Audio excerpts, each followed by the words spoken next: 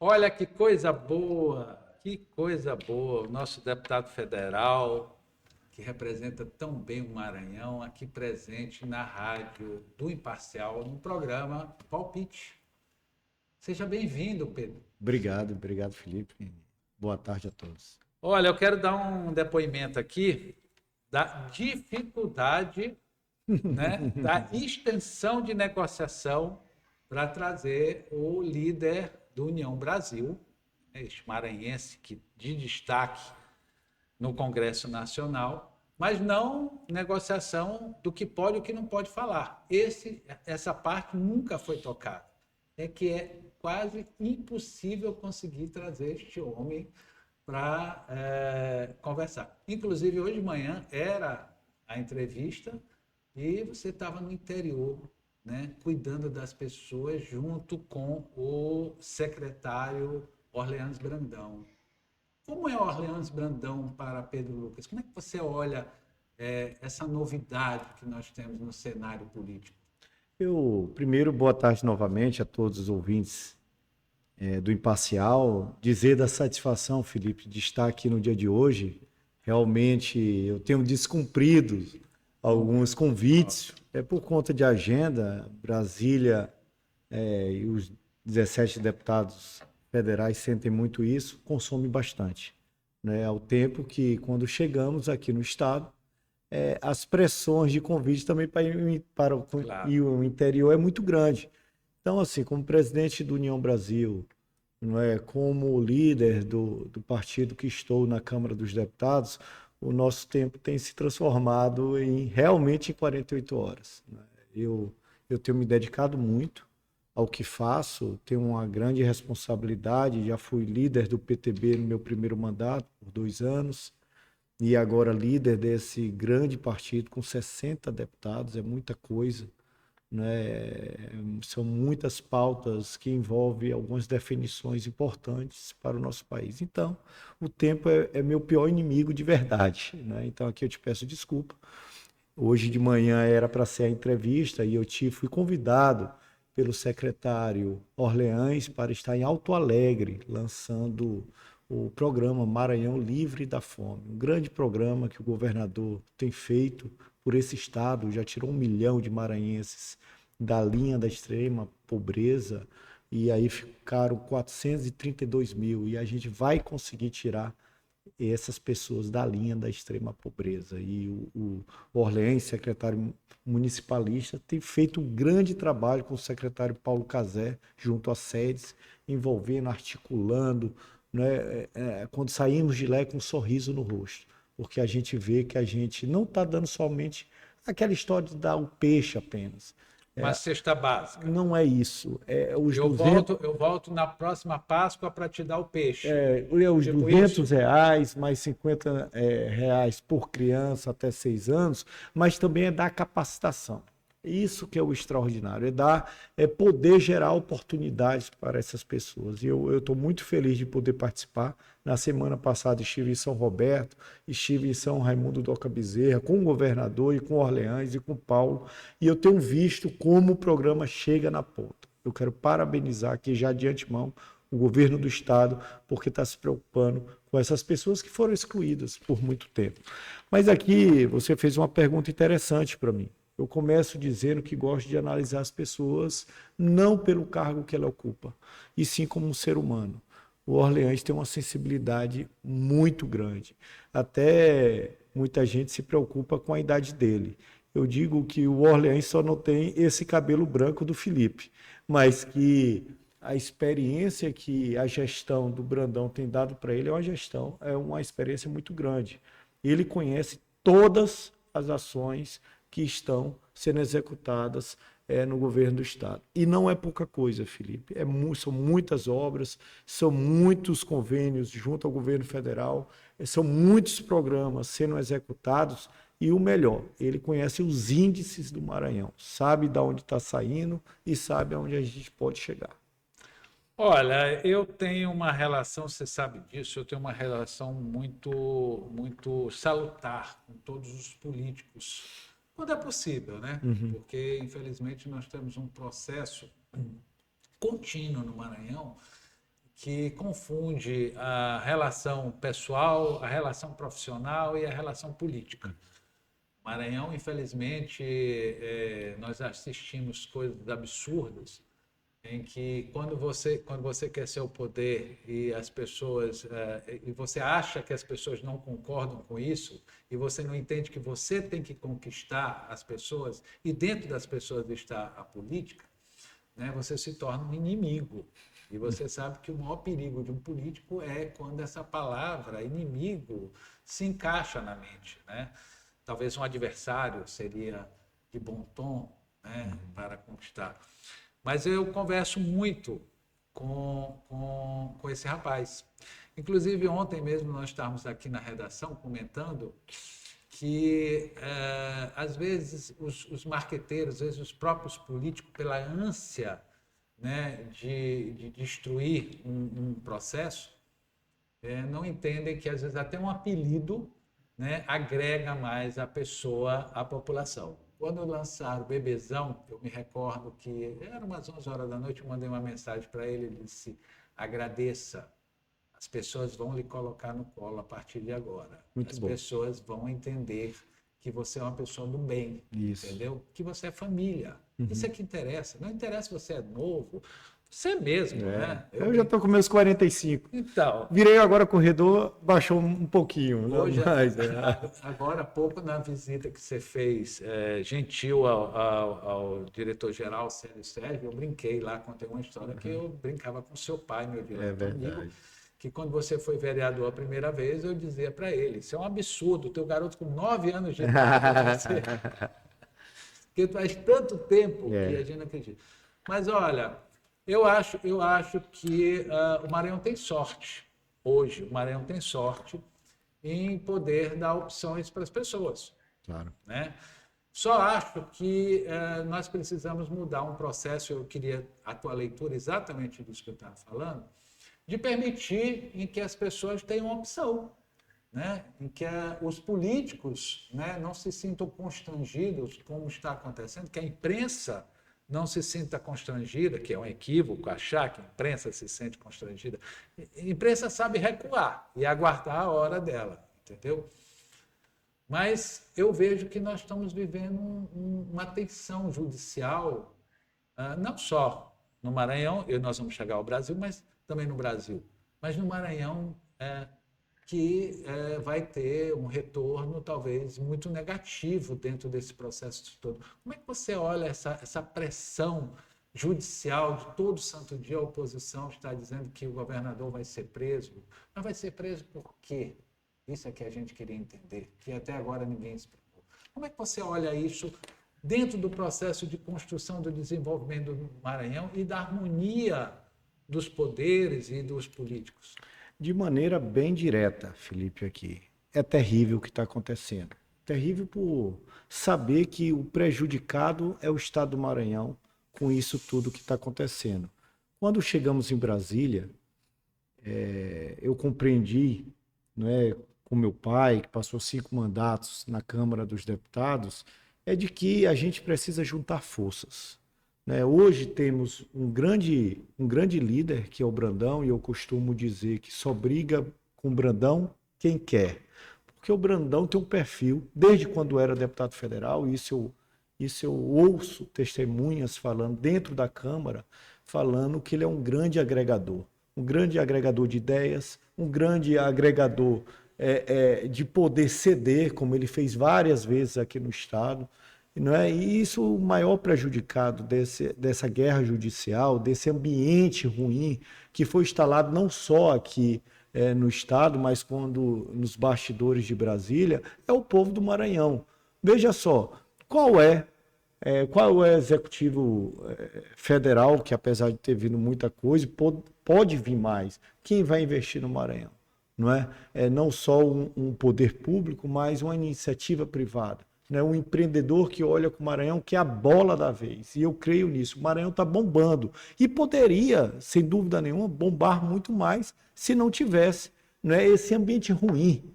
Hoje a gente tem que compreender que o Brandão é o líder político aqui do nosso grupo. E é ruim não entender isso. É ruim ouvir palavras não só de elogios, mas a palavra rendição é muito ruim nesse ambiente político. Eu acho que o Brandão ele construiu uma carreira de esperar, de saber se comportar, de saber o seu momento e sem dúvida nenhuma, o Brandão ele não perdeu a essência, que é saber construir laços. Não é? Isso é muito importante. Eu lembro-me bem que eu fui oposição do Brandão em Colinas, na sua cidade natal, mas sempre tivemos um respeito um pelo outro muito grande. O Brandão falei aqui que eu era líder do PTB, ele com um grupo de governo em Colinas, ele foi me visitar na liderança do PTB para que eu pudesse ajudar a liberar uma ponte que estava parado os recursos, e eu usei o espaço político da liderança do PTB e consegui, não é, destravar, porque a política, quando é feita com respeito, a gente constrói muitos laços, e hoje eu sou um aliado e sou um fã dele pelo comportamento ético que ele tem feito, não só dentro do Estado, mas fora. Vou te fazer um registro aqui. Eu e Brandão trabalhamos juntos com o Zé Reinaldo, né? E diretamente com ele. E o Brandão nunca foi fã deste processo de confronto. Tanto é que ele foi a última pessoa a concordar, podemos dizer, que realmente deveria se afastar o Sarney do... Mas não na questão pessoal, que ele até hoje tem cultiva uma amizade muito grande. E ele tinha uma característica muito importante, né? Talvez de sertanejo, talvez de homem criado para lida, como a gente diz, que ele não tinha medo de falar as coisas, né? Mas mesmo ele sendo um cara do interior, bruto, duro, entendeu? Ele sabia como negociar.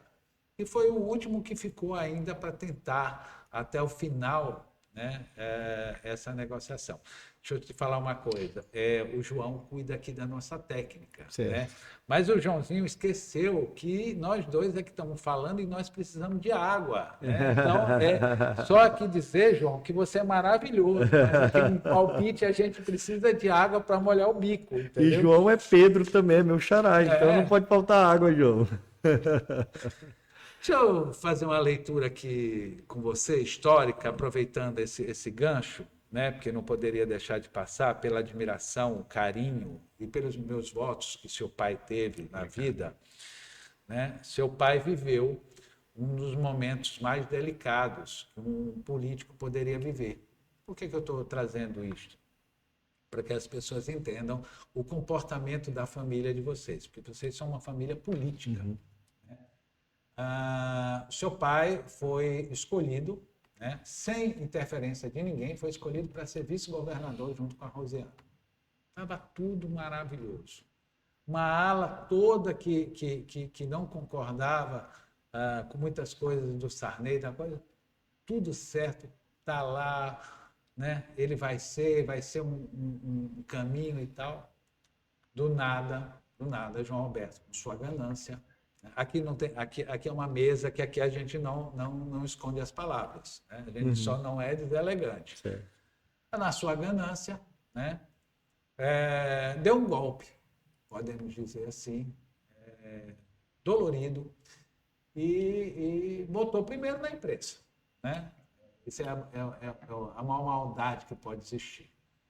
Tanto que quando Sarney já foi tentar, né, acalmar as histórias, pelo menos se conta assim, nós não estávamos lá para ver, seu pai mesmo se retirou de uma forma fantástica. Mas a gente observa que nós temos políticos que têm capacidade de não guardar rancor. Teu pai é um exemplo disso. E a gente estava falando de Brandão, me parece que Brandão até agora não tem rancor. E dentro da sua casa tem você, tem seu irmão, que eu acho ele uma figura... Melhor do que o Pedro Lucas 10 vezes.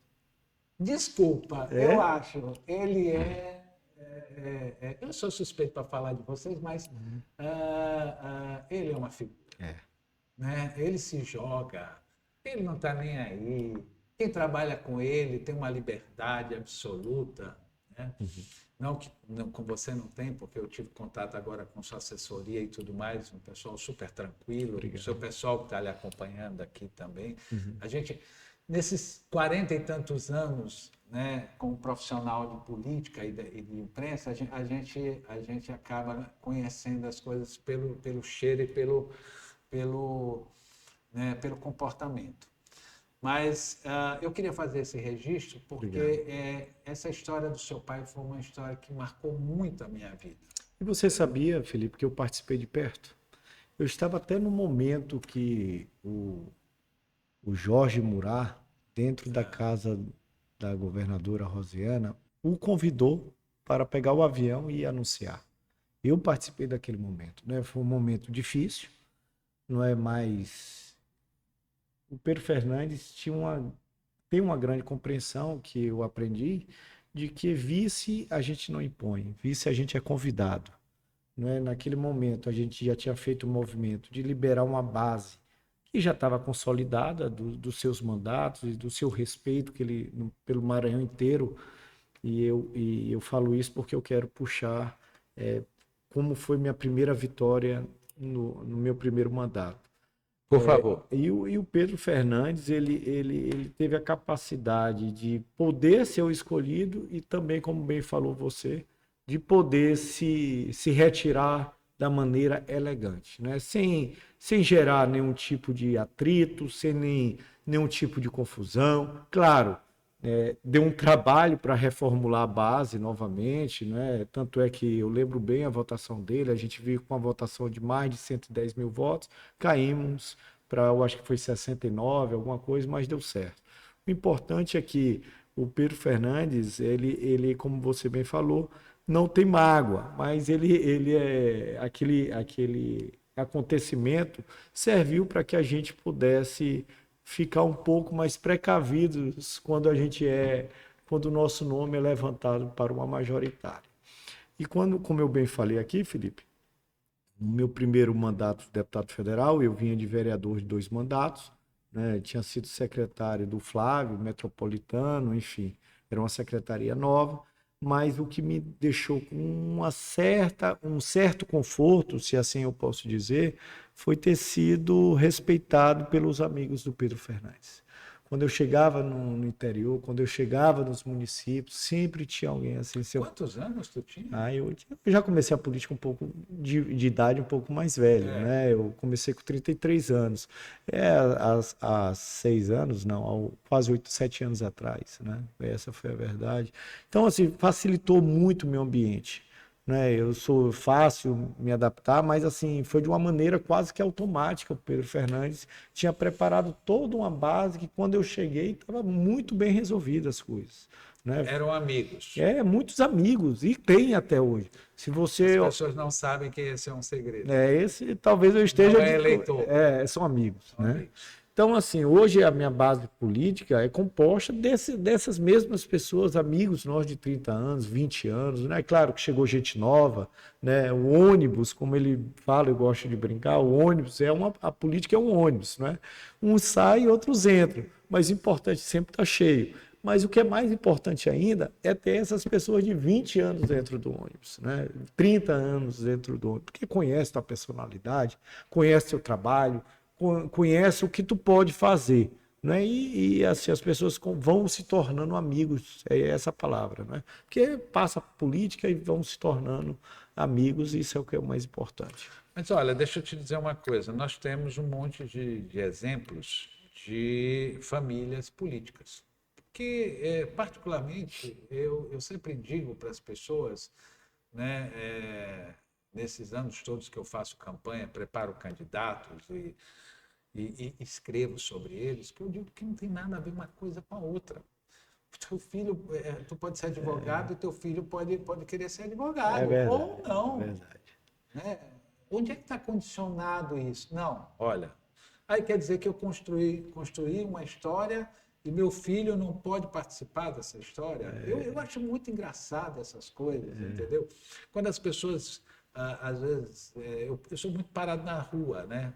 Então, assim, eu, por exemplo, eu brinco muito que a gente está bem aqui do lado do Matheus, Dona Silvana, minha esposa, ela faz tudo na vida, menos ir no supermercado comigo. É? Ela pega a lista e vai embora. Entendi. Porque daqui 2 horas depois ela me encontra, entendeu? Maravilha. Mas porque as pessoas têm essa coisa, né, que é condicionado por uma leitura equivocada. É né? verdade. Porque quem chega a um congresso nacional, né, não tem ideia, mesmo o filho tendo vivido um pai deputado federal, como foi teu caso. Mas quando você chega para resolver, para assumir, para mostrar que você é bom, a relação é outra. Né? Perfeito. E eu vejo muito o seu comportamento. Eu acompanhei muito de perto a história que você seria ministro. Né? Eu acho que ainda tem gente que te chama de ministro. Muito. O governador do Rio de Janeiro só me chama de ministro, Cláudio. E é importante as pessoas conseguirem entender as razões, não é uma razão só, as razões que levou o Pedro Lucas a deixar a vaidade de lado, né? Porque ser ministro, é ser história. Ser líder é bom, não é história, não vai para o livro, né, querido? É uma questão bem diferente, né? O tapete é diferente.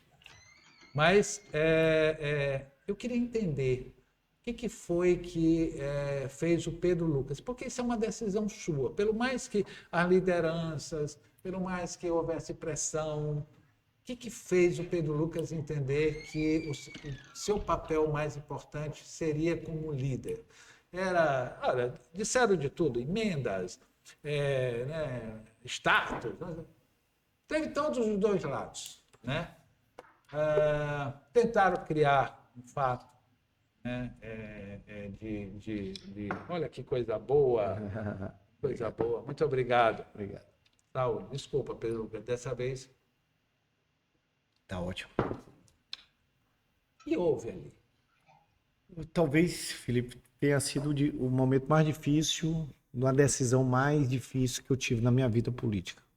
Não é? Receber o convite do presidente da República, pessoalmente, né, onde um Estado, historicamente, eu não sei se daqui para o futuro vai ser, mas historicamente ligado ao movimento da esquerda, Sim. Essa é a verdade, não é ter sido convidado ministro.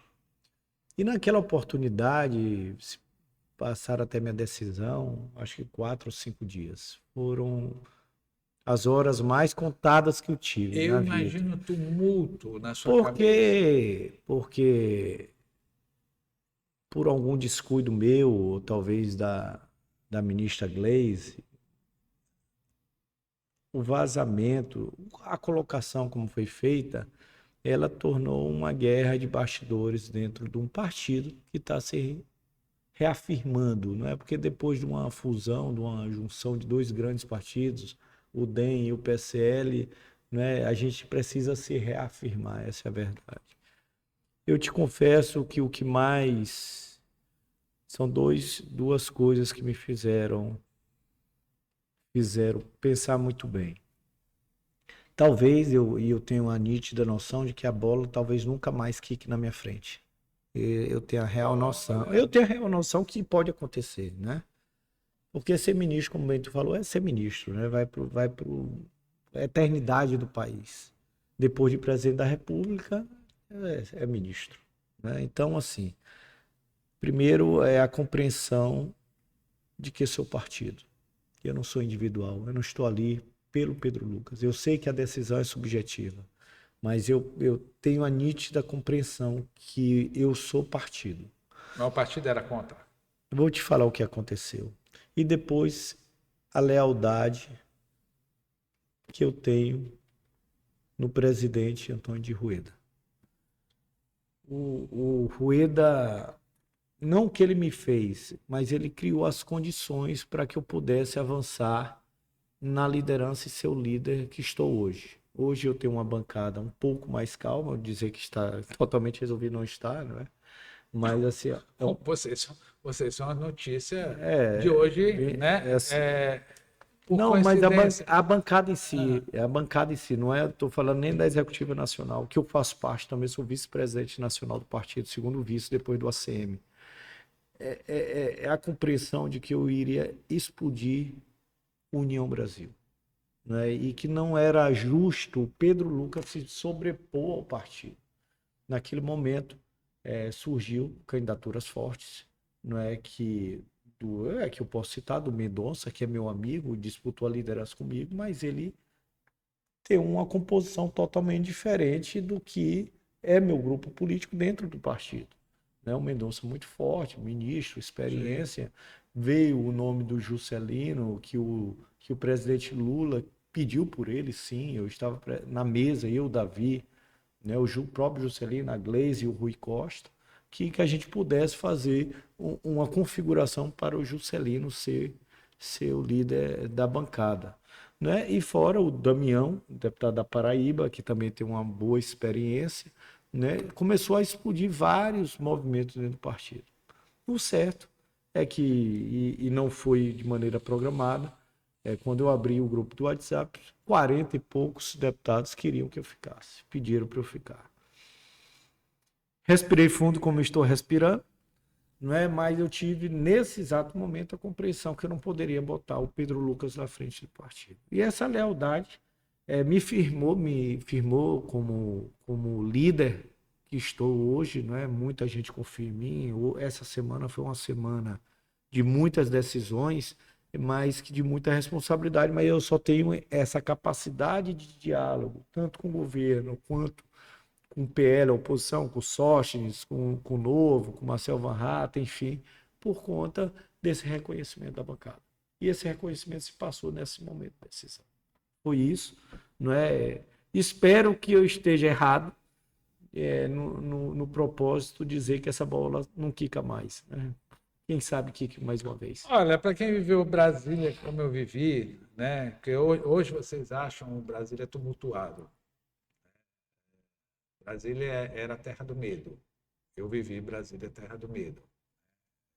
Meio ditadura, meio depois de ditadura, meio todo mundo é dono, entendeu? E eu posso te dizer uma coisa, né? Esse espiral não para. Ele sobe e desce de uma forma absurda, entendeu? Inclusive, nós temos ano que vem eleição.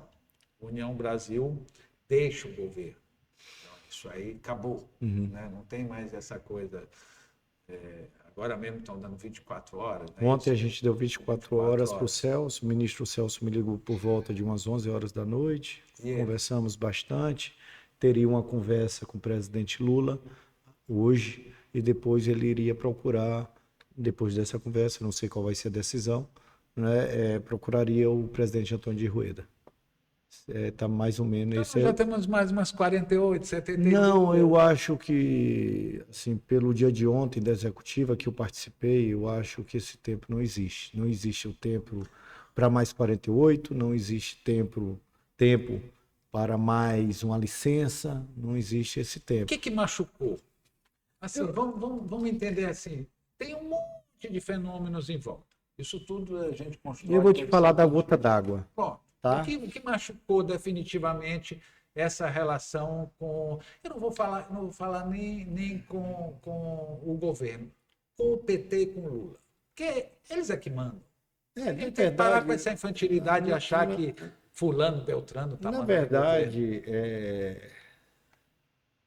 veio esse episódio do Ministério, que eu recusei, logo depois veio a questão do IOF, que pesou muito nessa relação, e que eu acho que o governo está totalmente errado, né? Cobrar mais imposto, enfim, fazer da maneira que fez, por decreto, aumentar uma contribuição, 50% numa canetada, sem consultar o Congresso, sem consultar líderes, enfim. Mas o STF foi lá e barrou toda a nosso decreto que tinha derrubado o aumento do IOF, enfim. E essa relação veio se desgastando. Parece uma coisa mais boba, mas que é cara para nós, né? A liderança do presidente Rueda. E aí, Felipe, e pela experiência que tem o presidente Lula, eu não esperava ele individualizar a questão dele com o presidente Rueda. Eu acho que a gente poderia ter o amadurecimento que temos político e tratar a coisa institucional, tratar os problemas do Brasil acima de tudo, e não falo com demagogia, não. Tem muita coisa que a gente pode ajudar e a gente vai ajudar. Não é porque a gente desceu do governo que a gente não sabe que tem que ajudar o Brasil. A gente vai dar a governabilidade que for possível.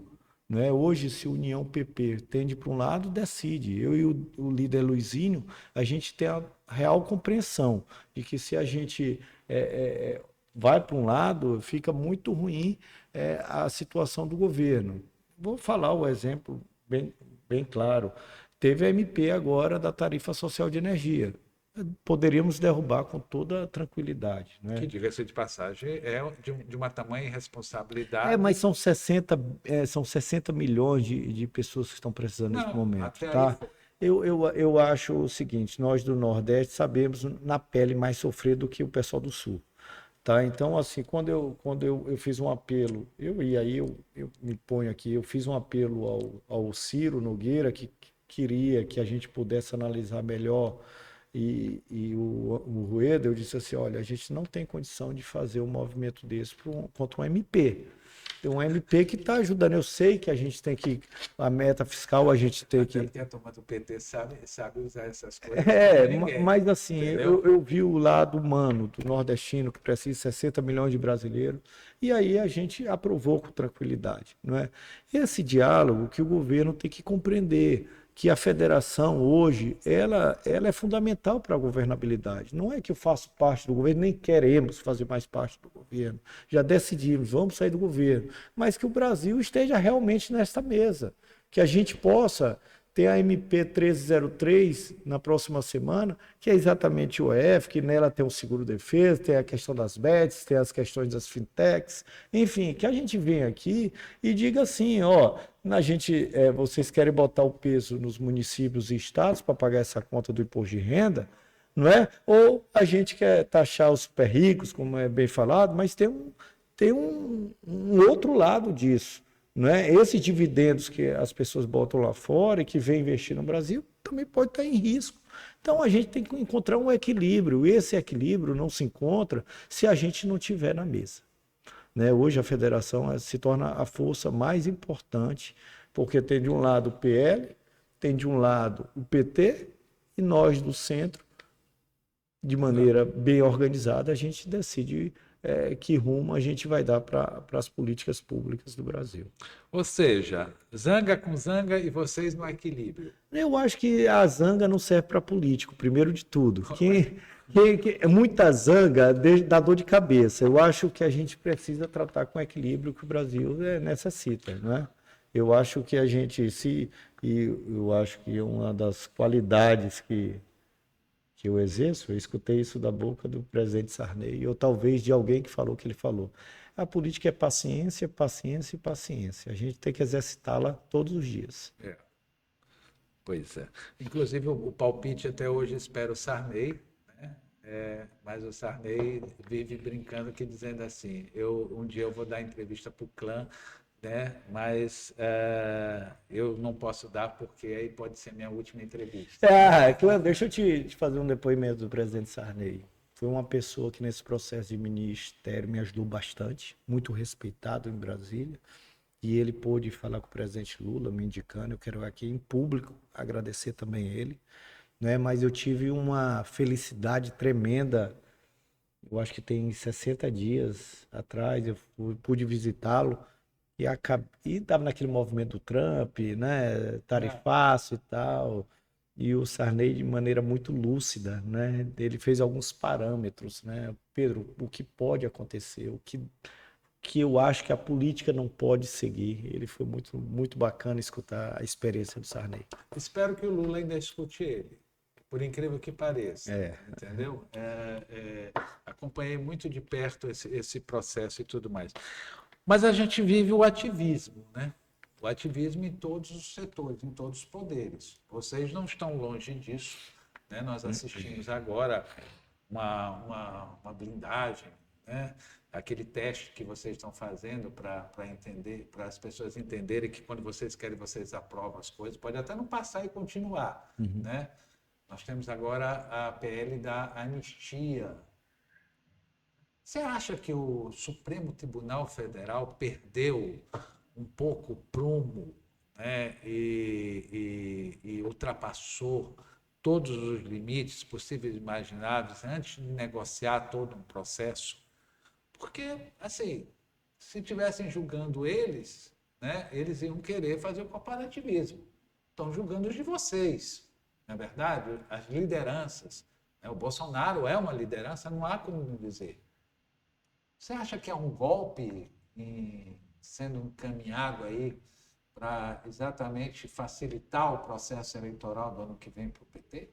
Eu vou Eu sei que você vai ser elegante. Não, eu vou ser verdadeiro e tentar ser o máximo transparente possível. Eu vou pegar a tua pergunta com a colocação que você fez. Eu acho que há um desequilíbrio institucional muito grande, há uma lacuna muito grande, não é? Os poderes realmente eles precisam ser equilibrados e harmônicos, não é? Independentes. Enfim, claro que quando há um executivo forte, há um legislativo mais fraco. E assim é o contrário. Não é? E o judiciário está ali como o problema é que o judiciário está pesando muito, não é, o lado do legislativo e fica muito ruim isso. Por que a prerrogativa? Eu sei que o remédio e o assunto é amargo para a sociedade. E o político, Felipe, ele não vem da Lua, ele não vem de Marte, ele vem da sociedade. Ele vem dos encontros e dos anseios. Ele é um produto do meio. Ele é um produto do meio. Então aqui, lá tem gente ruim, gente que fez coisa errada? Tem. E eu não estou escondendo isso aqui, não. Mas quem vos fala aqui não responde processo. Quem vos fala aqui tem a cara limpa, a cara tapa. E no dia que eu errar, eu tenho que pagar por E isso. nós temos muitos políticos do Maranhão que estão na mesma condição que você. Então assim... Nós temos, infelizmente, políticos que estão presos, né? Eu posso dizer o que eu escrevo, estão presos judicialmente e eleitoralmente ao Supremo Tribunal Federal, entendeu? Faltando uma decisão. Eu vou me abster de estar dando os nomes, mas é fato, pelo amor de Deus. Né? O que me leva a votar numa prerrogativa do parlamentar. Como eu falei, um remédio é muito amargo. Mas o que vivemos hoje é exatamente isso que você falou. Mas vocês botaram lá em cima para negociar. Não, o texto era bem pior. O texto da semana passada falava inquéritos, que eu era contra. Eu sou contra. Pedir autorização para inquérito? Pode, pô. A gente vê o ser humano como né, da sociedade. Então como homem. Todo mundo para cá. Então não é isso que eu penso. O que é que eu penso? Que a gente precisa dar não é o conforto a palavra certa, mas assim, a proteção do mandato. O Pedro Lucas vai passar. Eu sou passageiro naquele congresso, eu tenho essa real noção. Mas quem vai estar ali, ele precisa ter uma proteção de dizer assim, olha, eu não vou ser ameaçado, eu vou votar realmente pela minha consciência, eu vou...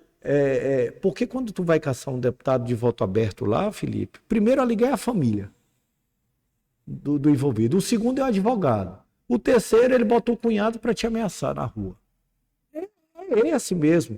Tá? Claro que se botar, a sociedade não vai saber.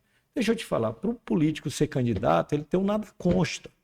Se ele não for, a justiça barra a candidatura dele. Pedro, o PCC pode estar lá dentro, vários produtos, pessoas ruins podem se beneficiar com isso. Eu não quero qualificar o Congresso por baixo, pô. Eu quero qualificar o Congresso por cima. Eu quero ter a proteção de dizer assim, eu votei contra a cassação de tal pessoa, Felipe, mas sem pressão do judiciário, sem pressão de um executivo.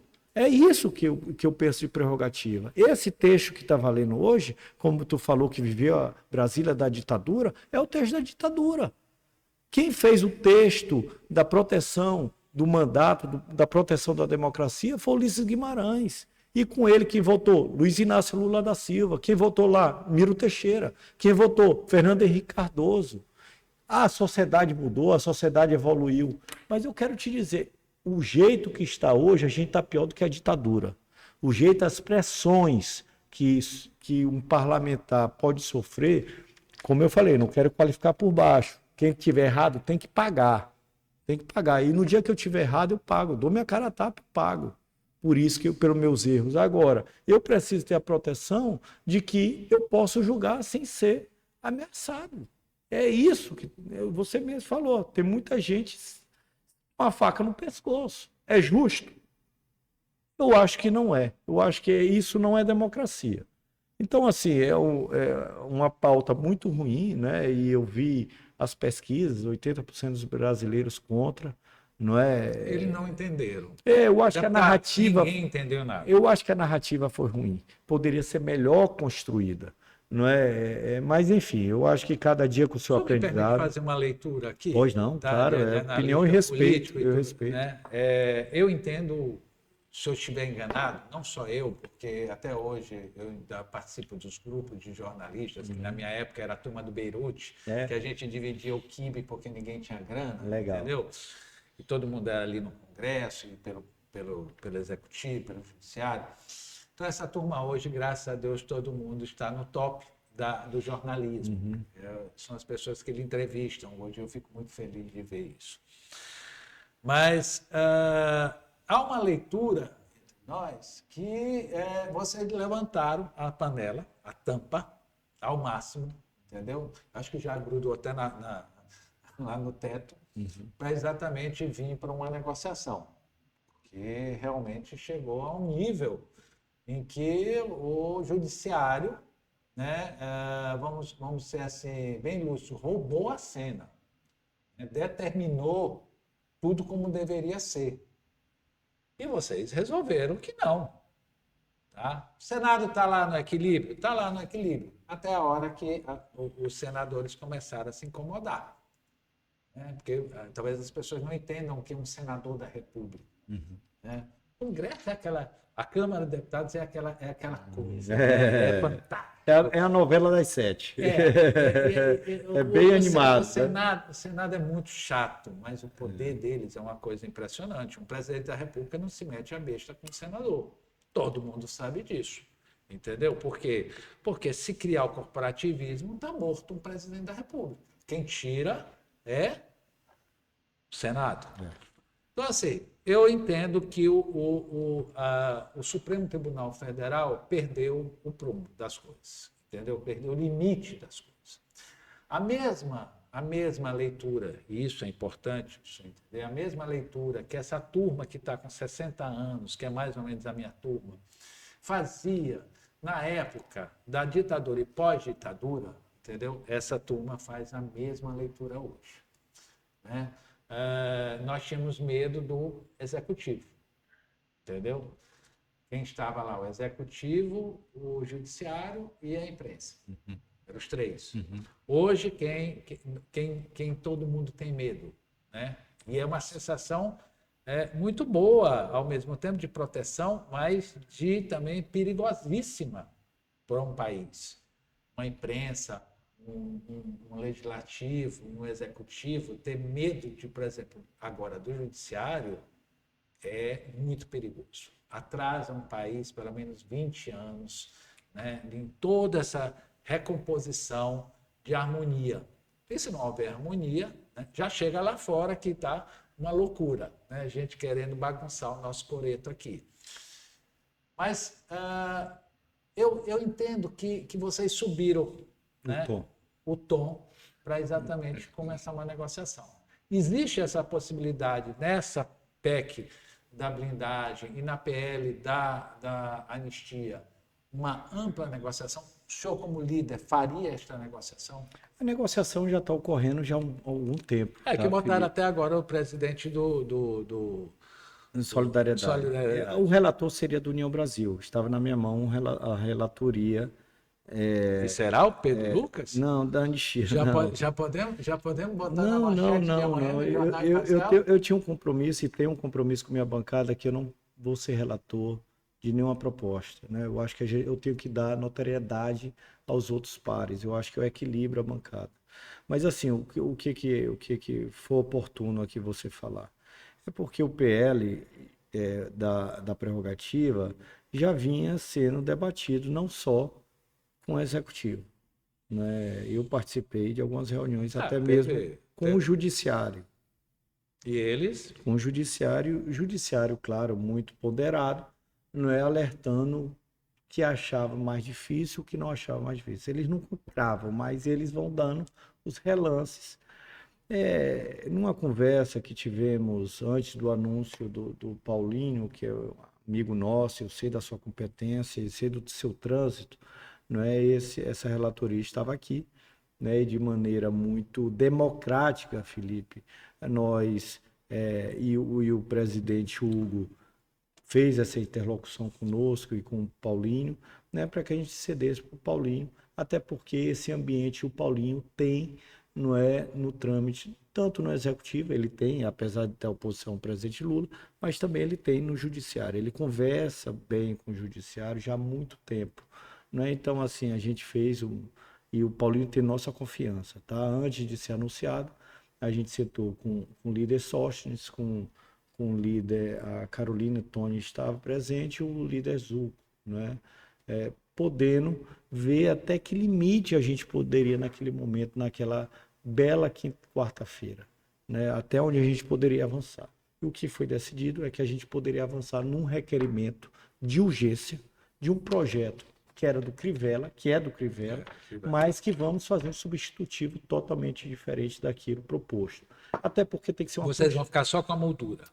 O A gente, miolo, não, a gente o tem, miolo ainda nem, serve para hoje? nem a moldura eu acho que a gente vai usar. A gente vai usar o PL como instrumento legislativo, só para pegar ele, aprovou uma urgência e aí a gente faz um substitutivo conversando. Eu tenho visto na rede social que o Paulinho tem andado bastante, né? Também tenho visto de maneira muito preocupante que tudo que a gente pôde conversar, né? Claro que firmamos alguns princípios, né? Mas eu vejo uma turma da oposição do PL já se achar que aquilo é coisa de outro mundo. E não foi fora do script, não. Tudo que está acontecendo ali foi dentro do script. Legal. Vocês assim entendem e fazem uma leitura, só cortando aqui, a gente volta já. Vocês fazem uma leitura bem real do quem é essa turma do PL, né? Esse oba-oba dessa turma.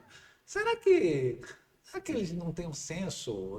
Tu não precisa me responder, mas será que não existe um senso de ridículo nesse processo aí? Porque assim, é uma coisa meio performática, é caricata. Eu vi até uma declaração do presidente Lula e gostei, te confesso, de que ele já compreende que a gente pode fazer uma redução de pena de muita gente que está ali presa. Pô, tem gente presa 2 anos e pouco. Não, que com pena de 14 anos que estava lá. Enfim, assim... 17 anos para uma pessoa que passa um batom. Pô, nem eu. Entendeu? Assim, Entendeu? Tem muita coisa. Eu entendo. Eu já quebrei máquina fotográfica na cabeça de policial. Eu tenho uns amigos, deputados, e aqui eu posso. Eu não fui preso. Eu posso até brincar. Eu brinco Entendeu? muito com o Márcio, né? O Márcio, eu fico do lado direito, ele fica do lado esquerdo. Eu disse, eu soube porque ele quebrou o ônibus, né? Raptou, ele e o Flávio Dino raptaram a diretora. Eu não sabia desse caso aí, né? Sim, fizeram uma greve. Tu Jesus está entendendo um ambiente democrático que é? Claro, a diretora do restaurante da Universidade Federal do Maranhão. Diga-se de passagem, tinha acabado de ter filho, ela, Jesus, genial, pedia licença, ia em casa, no olho d'água, dava de mamar para o filho e voltava para ser refém dele de novo. Então, assim, são coisas que a história conta. E o Flávio é uma pessoa do mal? Eu acho que não, por isso, entendeu? O Márcio é uma pessoa do mal por isso? Não, foi um momento democrático de reivindicar, de poder buscar melhoria, entendeu? Então, assim, exageraram lá? Eu acho que a pena foi um pouco alta e a gente precisa corrigir isso. É o papel do legislador. Não é, isso aqui não é coisa do outro mundo. Está lá, na Constituição. A gente precisa dar o equilíbrio necessário. Então, assim, eu respeito a decisão, toda a decisão judicial. Eu acho que tu lembras, eu fui secretário do Flávio Dino, né? Eu tenho orgulho e agradeço sempre a ele que ele me deu essa possibilidade de Sim. ser Um secretário aprendizado. metropolitano. Eu acho que foi o primeiro vereador que saiu da Câmara Municipal de São Sim, Luís lembro para disso. ser secretário. Então, assim, mas, não é? Eu acho que teve alguns equívocos e o legislativo está aí Só para. lembrando uma coisa, você foi secretário, no seu caso, eu sei porque eu escrevi matérias, tinha um porquê de você ser, não era só uma questão de acordo político, era de uma experiência que você trazia para dentro do governo. Só quero Obrigado, fazer esse registro, obrigado, obrigado. tá? É assim, então, assim, o que que eu vejo aqui, de maneira muito franca, que houve algum tipo de mão pesada, né? E que a gente vai corrigir conversando até com o STF. O STF não pode ficar aquém desse processo, não. Como eu bem falei, eu gostei da declaração do presidente Lula no Estadão. Temos que reequilibrar, sim, concordo. Eu sanciono, que é mais importante, né? Imagine só, a gente aprovando um projeto, equilibrando e o presidente Lula sancionando. Tu acha, só para a gente completar aqui, porque eu ainda quero perguntar sobre o Pedro Lucas em Certo? 2026, Claro. tu acha que é favorável para o Lula uma reeleição, conseguir uma reeleição dentro desse clima de fervura, né? Porque subiu agora, porque estava muito ruim a imagem dele. Mas tu acha que dentro de todo um processo desse, você acha que o Lula estaria recebendo o benefício eleitoral no sentido de que seria favorável o Brasil estar nesse pânico que está hoje? E eu não tenho dúvida que o Lula se beneficia com esse debate com os Estados Unidos. Mas tu acha que até ele segura isso até o E ano que eu acho vem? que ele alimenta a discussão e o debate. Deixa eu te falar por quê. E eu tenho uma real compreensão disso. Enquanto a direita, a extrema-direita, debate com o presidente Lula, só ganha os dois, né? E esse hiato que o centro precisa, e já entendeu. Quem seria o candidato do centro? Eu acho que o nome do Tarcísio seria um belo nome. Eu acho que agrega muito. Não concordo com tudo que ele pensa, não é? Mas eu não estou aqui para concordar com tudo que ele Tu pensa. conhece ele? Eu já tive duas oportunidades. No último jantar na casa do presidente do nosso partido, ele esteve presente. Eu tenho uma real compreensão do que é o Tarcísio. Quando ele era ministro, pude levar o nosso governador Zé Reinaldo Tavares para uma audiência. Nosso querido. A gente tratou do porto aqui do Grão-Pará, né, do projeto, e ele acatou. Então eu tive alguma relação com ele, sim. Tive na questão da LVI, não é? LVI da ferrovia aqui, da empresa LVI, que estava fora da concessão e a gente conseguiu, com diálogo, botar LVI a pedido do Zé Reinaldo também, que o Zé Reinaldo via que era muito oportuno. Ela não participar seria um grande erro, né? Então, assim, eu vejo ele muito técnico, tá? Mas o ambiente político dele precisa melhorar. Eu tenho essa real noção. Então, eu tenho muitas dúvidas. É claro que eu, filho de golpe, né, nascido em 65, né, todo militar para a gente é estranho. Né? Mas isso é um preconceito besta. Eu digo muito isso para as pessoas da minha geração. Mas ele, pelo mais que ele seja eficiente tecnicamente, entendeu? Ele tem uma rigidez que preocupa muito. Eu não sei se o eleitor já entende ele, porque ele está muito em São Paulo. Mas as pessoas que eu converso, né, e eu capto muita coisa das pessoas, né, os formadores de opinião meu não é os grupos seletos, eles também estão, mas é as pessoas de dentro da minha casa, é a pessoa que cuida do meu prédio, é a pessoa que eu pego um Uber. Então essas pessoas, claro que eu tenho que perguntar se conhece. Claro. Ninguém conhece, não sabe nem quem é. Mas veja bem, olha só. Isso é uma questão de marketing também. No nosso partido a gente tem um Caiado, né, que eu sou um grande admirador dele. Eu acho que os índices do Goiás têm nos surpreendido. Melhorou IDEB, segurança, né? Eu estava conversando com algumas pessoas da Ambev e eles estavam me dizendo, Pedro, Goiânia é a capital que melhor se preende, sem burocracia, a parte de apoio técnico, enfim. Então, assim, o Goiás ele tem dado um salto de qualidade na gestão muito grande. É o nosso pré-candidato, mas o mais importante que eu vi naquele movimento dos governadores e dos presidentes de partidos é que, se não for para ficar junto, mas que no segundo turno teria uma grande chance. Naquele momento, eu me surpreendi muito com a fala do Tarcísio. Claro, respeito a candidatura do Caiado, né? E eu quero que ele engrandeça, porque aí, quanto maior ele estiver, melhor para mim politicamente. Ele é bom porque ele não precisa de microfone. Ele tem uma vozona, né? E ontem eu tive a reunião com ele, né? Mas eu vejo assim, um espirro em São Paulo é diferente de um espirro no Goiás, né? Reflete muito mais, apesar de tu estar falando que ele não é conhecido aqui no Nordeste, né? Mas um espirro em São Paulo é muito forte. Olha, eu já elegi pessoas que o que acontecia, todo mundo me perguntava quem é Felipe? Sabe, é fulano, não sei o quê. Então você vai construindo a história da pessoa. Isso. O Orleans é uma pessoa que todo mundo me pergunta quem é. Tu tá entendendo? Uhum. O Braide, eu fiz a primeira campanha de vereador, que ele não se elegeu por uma questão de cálculo, porque ele resolveu que ele tinha que ir com o PSDB, e eu e o pai dele dizendo, não, você tem que ir com um partido menor. Não, mas o coeficiente, não precisa, mas teria ganho, né, naquela eleição do Castelo. Mas é marketing puro, Claro. né? É eficiente? Muito eficiente. Uhum. Né? Competente? Competente.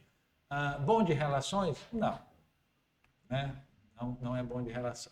Aqui tem uma questão que é o seguinte: eu tenho aqui um relógio, bem aqui que é João, eu tenho um relógio aqui, Fica à e eu vontade. tenho um relógio bem aqui do lado, que é o diretor-geral. Mas eu vou fazer a última pergunta. Claro. Fica à vontade. Que aqui a gente não pergunta, acho que tu já notou isso. Né? Bate-papo bom. Porque o Palpite é um programa diferenciado. Né? Nós criamos o Palpite para fazer entrevista de pessoas que interessam ao público, que estejam dentro de todo um contexto. Então, às vezes, a gente só tem uma entrevista por semana que tem extensão no online e no Maravilha. impresso. Obrigado. Mas o que eu queria te perguntar é o seguinte: a coisa de 2, 3 meses atrás, eu me encontrei contigo e com o Fufuca, lá, acho que tem até mais, lá na Assembleia. Eu normalmente não vou nos eventos, mas porque preciso mais estar nos eventos para saber o que vai acontecer, e quando eu quero saber o que aconteceu, rapidamente... Jogador bom não precisa mais correr, né? A bola vem para o pé. E aí, vocês estavam lá os dois Aham. como pré-candidato ao Senado. Tá? Eu vou tirar o Fufuca, porque o Fufuca está vivendo um inferno astral, né, que talvez consiga recuperar, né, deixando o governo e tudo mais. Mas eu vou entender o Pedro Lucas. Tá? O Pedro Lucas pode ser deputado federal novamente, reeleito. Isso é brincadeira. Não existe eleição. Existe, para minha experiência, para um cara vivido como eu e teu pai, a gente sabe literalmente fazer o cálculo. Né? Eu sempre digo que eleição é calendário e matemática. A matemática nem se discute, calendário tu já está lá dentro. Né? E o Pedro Lucas, vice-governador, e o Pedro Lucas, senador da República. É uma decisão a ser tomada? Existe esse caminho? Assim, na sinceridade, o que você mais gostaria de ser? Deputado federal, senador? Mas ser precisa ter condição de cenários. Qual é a que você mais tem? Vice, deputado federal ou senador da República? Eu estou pronto para o jogo. Olha, eu esqueci de te colocar como governador. De deselegância. Nosso pré-candidato é o Orleans. É Orleans. Deixa eu te falar um negócio aqui. Eu estou pronto para o jogo. Eu tenho a noção de que esse processo não pode ser um processo vindo só de dentro para fora do meu grupo político. Quando eu falo do meu grupo político, são meus prefeitos, amigos, vereadores, segundas forças. São quantos hoje? Hoje eu tenho vários amigos prefeitos, graças a Deus. Não, União. A União 26, né? Mas o Juscelino tem uns prefeitos fora do partido. Enfim, agora juntando com o PP, eu acho que a gente fica com o maior do Maranhão, né? A gente ganha o PL e o MDB quando junta os dois, né? Mas enfim, assim, eu estou pronto para o jogo. Mas aí a gente teria que incluir no de você o MDB. Mas assim, o que eu falo? Mas eu sou liderado pelo governador Carlos Brandão. Eu não vou dar nenhum passo sem ele sinalizar. Se for para ser senador, como eu falo, estou pronto para ser senador da República. Se for para ser uma composição de chapa, eu vou ter que fazer um diálogo mais amplo dentro do partido nacionalmente, como também dentro do meu grupo político. Porque não é uma coisa que está no radar, mas que pode acontecer, eu tenho a real noção que pode. Não vir a possibilidade. Então, assim, o que eu penso? Que eu tenho que continuar fazendo o meu trabalho de base de deputado federal, não é? Mas dizer que eu estou esperando o meu governador assoviar. E quando ele assoviar, eu estarei pronto para dizer a melhor resposta. E eu tenho a real hoje compreensão, Felipe, e não falo isso com vaidade. Eu tenho 2 mandatos de vereador, 2 mandatos de deputado federal, mas eu vivo a política há mais de 25 anos. Não. Então, assim, dizer que... na barriga da mamãe sacudindo bandeira, amigo. Político, ele não só se faz de mandato, o político ele se faz com muita visão de Estado, né?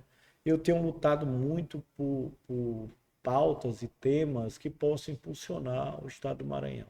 Eu acho que essa é acho que pode ser o diferencialzinho que o Pedro Lucas pode fazer. Essa margem equatorial que eu busco, que eu luto, e que agora, dia 22 de dezembro, o navio da sonda Aviaí vai impulsionar a nossa estrada. Pois é. Nós fizemos uma capa belíssima e acabamos não falando disso. Vai ter que voltar de novo quando chegar aqui. Eu estou às ordens. Olha, só uma perguntinha. O Everton, né, que é muito inteligente. Muito. Desde moleque. Fez uma jogada inteligente para se tornar parte do cenário novamente. Estavam querendo excluir e tal, aquela coisa toda. E trazendo a notícia que o presidente Lula vai conversar com o Brandão. Nós temos 2 cenários. Eu queria saber como é que tu entende, ou se tu acha que ainda não tem uma leitura para esse cenário. Um cenário é não ter a conversa e não ter o entendimento, né? Porque, como tu disseste, quem lidera é o Brandão, quem deveria determinar é o Brandão. Se o Lula resolver caminhar sozinho, não terá o Brandão. Concorda? Concordo. Tá? Havendo, claro, o perigo de tentarem tirar o Brandão. E eu vou registrar aqui novamente o que eu registro todo dia. Se tirarem o Brandão judicialmente, é um golpe. Não tem processo, ok? Hoje mesmo foi retirado um processo do Ministério Público. Isso é uma afronta, né, à Constituição, que, diga-se de passagem, os deputados federais deveriam estar indo ao plenário registrar. Porque é histórico isso. Isso é um absurdo. Proibiu o Ministério Público de investigar. O mundo mudou, uma né? Esfera administrativa, não criminal. Esfera administrativa. Então, assim, é melhor o procurador-geral e os procuradores e os membros do Ministério Público arrumar a mala e ir embora. Flávio Dino decretou que o Ministério Público do Maranhão não serve para nada. Eu estou falando isso claramente, inclusive segunda-feira está já na minha coluna, então não tem mais como dizer porque já está rodando o jornal, né? Mas eu queria entender uma coisa rapidamente aqui. Não tendo acordo, né? Naturalmente o PT não vem.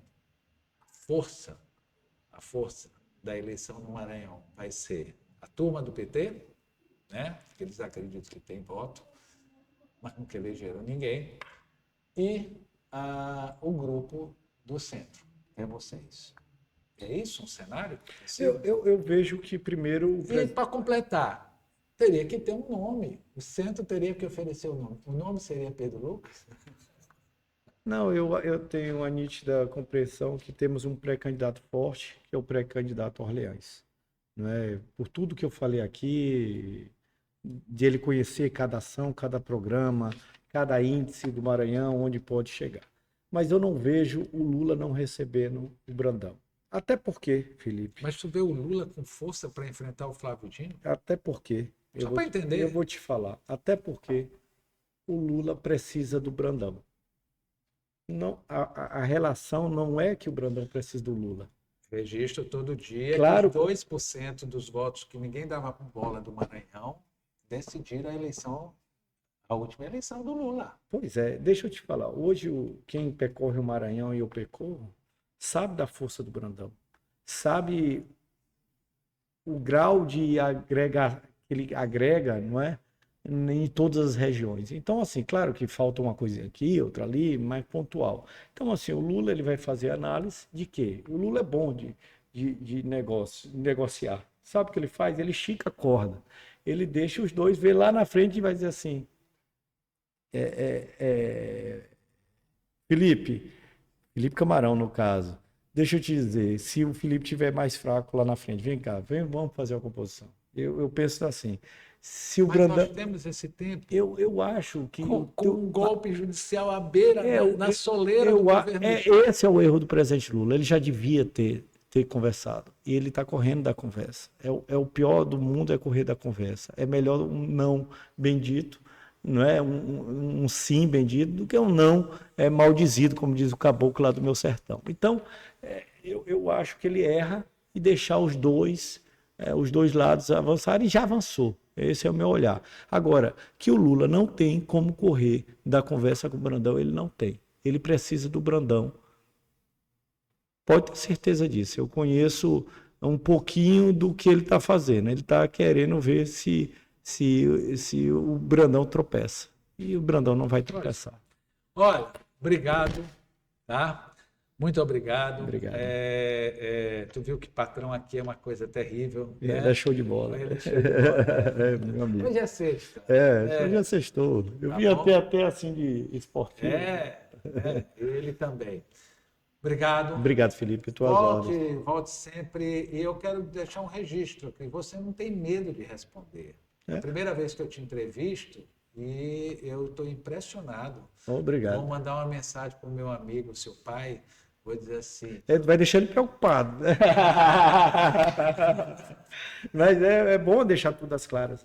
Tá bom? Obrigado, Felipe. Volte sempre. Show de bola. Obrigado. Valeu.